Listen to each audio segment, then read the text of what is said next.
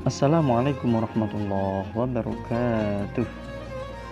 Para anak-anak yang dirahmati oleh Allah Subhanahu wa taala, kita akan melanjutkan pelajaran yang akan kita bahas pada pagi hari ini, yaitu mata pelajaran Aqidah Akhlak kelas 4 SD Al-Firdaus, yaitu tentang beriman kepada kitab Allah Subhanahu wa taala.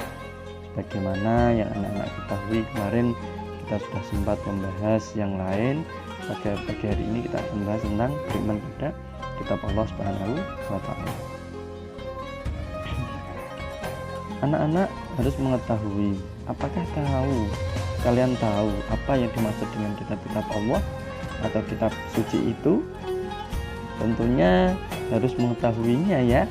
Jangan sampai kita sebagai orang Islam, orang Muslim tidak tahu. Jawabannya adalah kitab-kitab yang diturunkan Allah kepada Rasul-Rasulnya sebagai rahmat dan hidayah bagi seluruh umat manusia agar mencapai kebahagiaan dunia dan akhirat.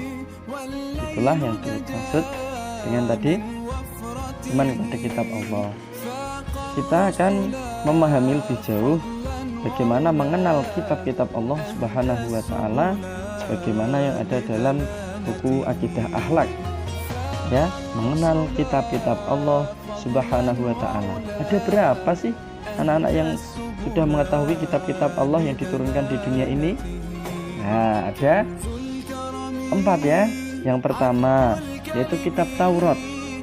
Kitab Taurat artinya adalah syariat atau perintah diturunkan kepada Nabi Musa alaihi salam, berisi tentang keyakinan untuk menyembah Allah Subhanahu wa taala serta larangan menyembah berhala. Berhala tahu enggak? Lah ya, seperti halnya patung. Yang kedua, kitab Zabur.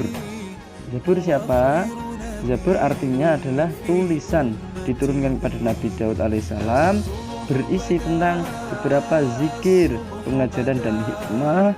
Kitab Zabur merupakan petunjuk atau wahyu dari Allah untuk Bani Israel.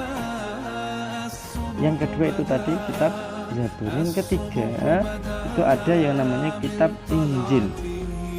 Kitab Injil artinya kabar gembira diturunkan kepada Nabi Isa alaihissalam, berbahasa Yunani, berisi tentang keterangan dan ajaran-ajaran yang membenarkan atau memperkuat ajaran yang terdapat pada kitab-kitab sebelumnya. Dan yang terakhir ada kitab Al-Quran, yaitu kitab pegangan umat muslim di dunia.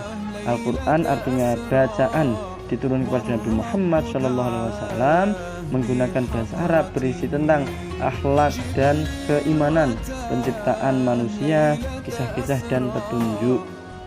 Maka bisa kita sebut dengan hudal linnas, yaitu petunjuk manusia ialah Al-Quran. Kalau kita ingin mendapatkan petunjuk, maka kita harus membaca Al-Quran agar mendapatkan hidayah, agar mendapatkan petunjuk dari Allah Subhanahu wa taala.